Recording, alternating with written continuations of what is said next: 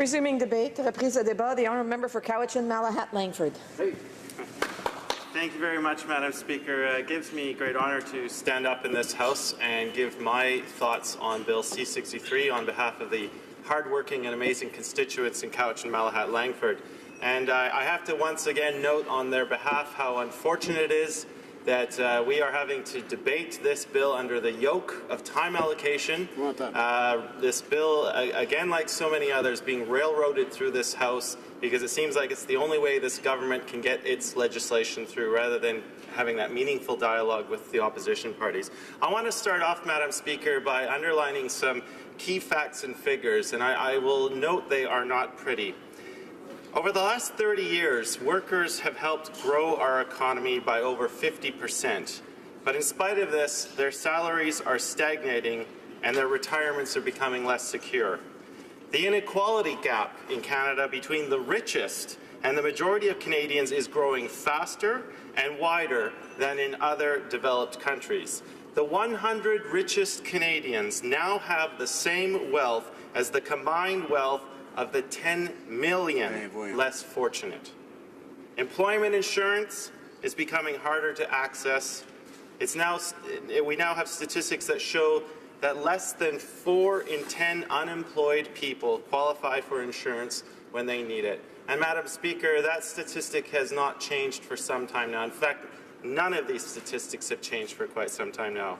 Closer to home in my own riding of Cowichan-Malahat-Langford, and even for my own beautiful province of British Columbia, since the House of Commons passed a resolution in 1989 that is, to eliminate child poverty in Canada, BC's child poverty rate has actually increased from 15.5% to 18.3% today. The richest 10% of BC families with children received 24% of the total income, while the poorest half of families shared 27%. I look at my own hometown of Duncan with the extremely alarming child poverty rates, especially severe in the city of Duncan, where we have almost 3 in 10 children living in poverty. And like I said, Madam Speaker, these are not new statistics. These are stats that continuous Liberal and Conservative governments have been aware of. And we're now 2 years into this government's mandate, and we still have some of the most disadvantaged families in this country waiting for meaningful action to tackle so many of these dreadful statistics. Now, a lot of it has been made in this House of the Minister of Finance of late, and I think it is again worthwhile to talk about the Minister of Finance because he is the sponsor of this bill. And I think it's a very valid point that most of this House, because I would argue that the opposition actually represents most of Canadians, given that about 60% of them voted for the parties on this side of the House, do not have any confidence in this minister. And it goes to the point of the fact yesterday and continuing today, he was unable to provide either a yes or no answer to simple questions to the member from Carleton. He will not reveal his assets that are in other numbered corporations so that we, as a House, may have confidence in his abilities as the Finance Minister. And the real sticking point for us in the NDP is the fact that he is the sponsor of Bill C-27, an act that will allow federally regulated sectors to change their pensions to targeted benefit programs. All the while, he held shares in Morneau Chappelle, a company that can stand to benefit in extreme ways from the passage of that legislation. I'd like to see Liberal members of Parliament have the courage to bring that bill forward for second reading debate, and I'd love to hear the arguments they put forward on how that particular bill is going to affect the retirement security of the middle class they claim to stand for each and every day in this House of Commons. I am so looking forward to that day of debate. Madam Speaker, budgets are about choices, and I want to go through some of the choices that are existent in this bill and that the government has made of late. Now, one of the provisions in this bill will allow the Minister of Finance to transfer some $480 million to the Asian Infrastructure Bank, which was mentioned in the 2017 budget. And many members in the opposition have expressed extreme concern about why Canadian money is flowing to that bank, about the good it could have done here in Canada.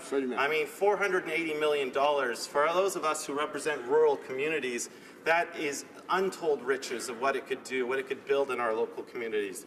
But it kind of fits with a pattern of what this government's spending choices, because right outside these doors we have a hockey rink which cost $5.6 million.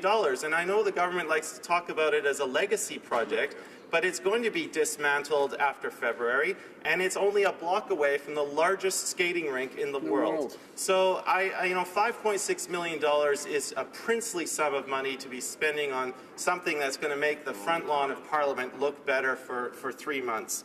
$555,000, $500,000 was spent on a building wrap while Canada Post headquarters gets renovated. And of course they spent over $200,000 developing the illustration on the cover of Budget 2017. Now when we start to see spending patterns and choices like this, it raises legitimate questions about where this government's priorities actually are. And that leads me to the second part, Madam Speaker, because when we talk about those choices, what invariably comes up is the missed opportunities.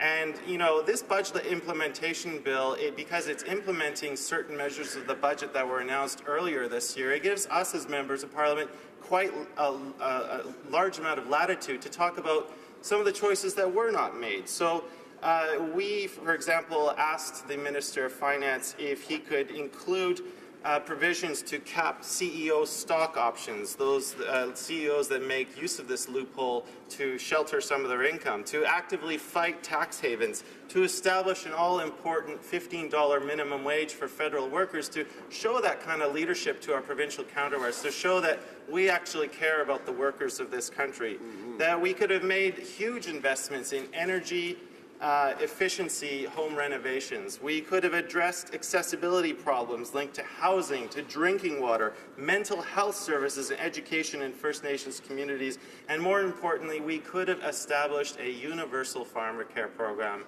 a program which the Parliamentary Budget Officer conservatively estimated would save Canadians over $4 billion.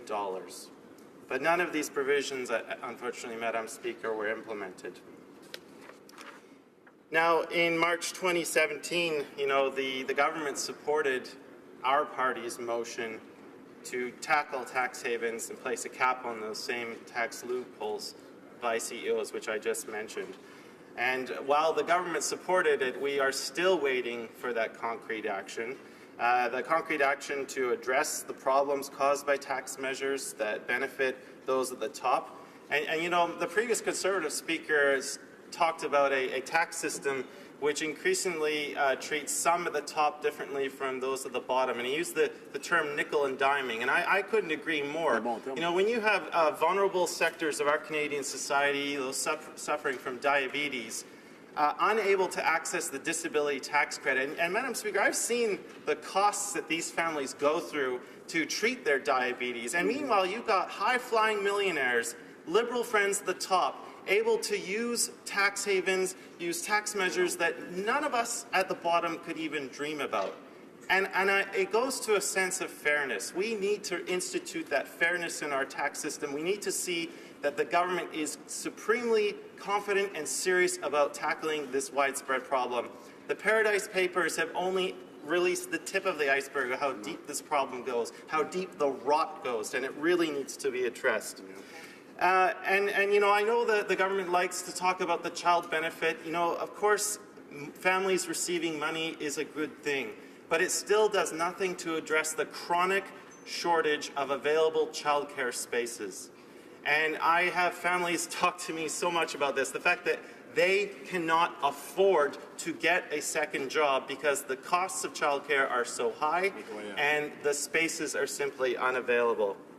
So, Madam Speaker, I see that my time is running out, and 10 minutes is really not a long time to talk about a budget implementation bill. But I want it to be known that there is one party in this House at least one party that has consistently and constantly talked about these issues, whether standing up for a minimum wage, for adequate retirement security for our workers, for making sure that families get real breaks, and that's the NDP. It's why I joined this party. It's why I will continue to stand with it to raise these issues on behalf of my wonderful constituents in Cowichan-Malahat-Langford to make sure that we get true progressive policies that this country deserves. Thank you. Bravo. Questions and comments? Questions et commentaires. The Honourable Parliamentary Secretary to the Government House Leader. Yes, thank you, Madam Speaker. And, you know, the member concludes his thoughts in terms of standing up for Canadians. And the member is correct in one sense. He did stand up and say no to the Canada Child Tax Benefit. He did stand up and say no to the middle-class tax cut. He did stand up and say no to the tax that was being applied to Canada's 1%. And, Madam Speaker, when it comes in terms of the whole issue of tax evasion, we've got news for him. Chances are there's fairly wealthy New Democrats that are also out there, as there are wealthy Conservatives.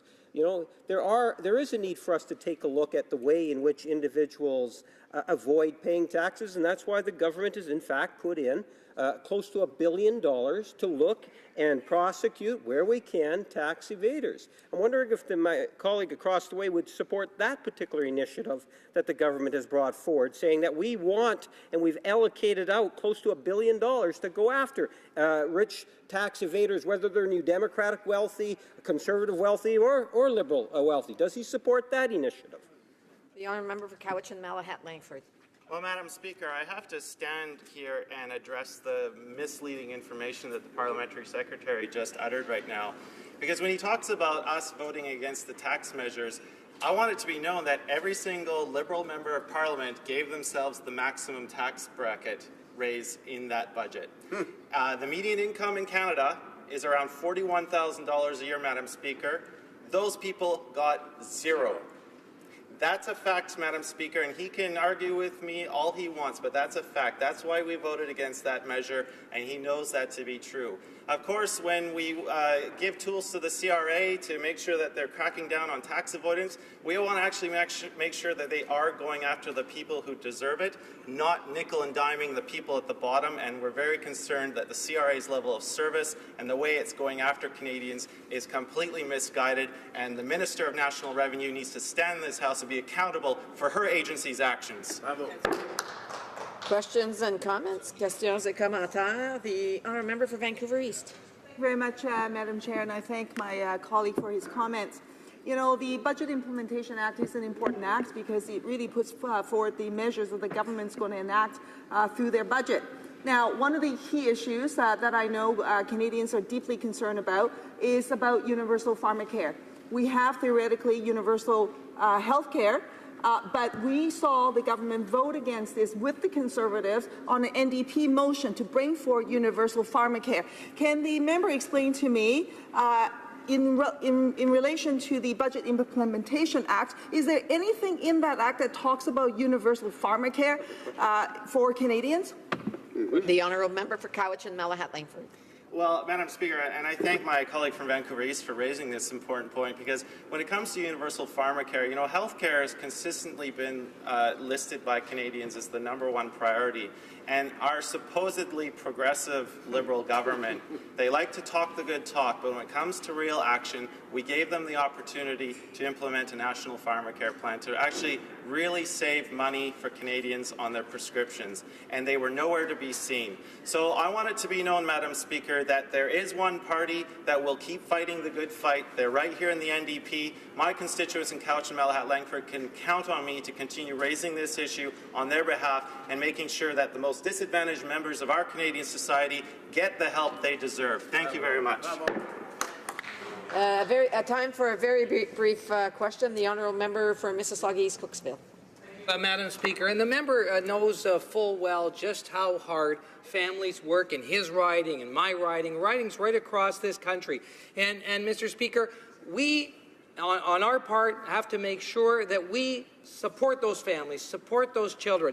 And that's why in the first budget bringing forward the child benefit, and now with our economy doing so well, providing those investments back into our communities so that our communities can continue to grow. Does that member not believe that that his community and all communities deserve this funding, this plan that's working, that is driving our economy, creating jobs, and taking 300,000 kids out of poverty? Member for Cowichan-Malahat-Langford, a very brief answer. Well, Madam Speaker, speaking of investments, I'd like to refer the honourable member to the National Housing Strategy, where most of the money is not going to come into effect until after 2019. The last time I checked, there are communities in crisis right now. We've known about the housing crisis for decades, and still they're having to wait until they elect another Liberal government in 2019. The NDP will make sure the job gets done immediately. Bravo.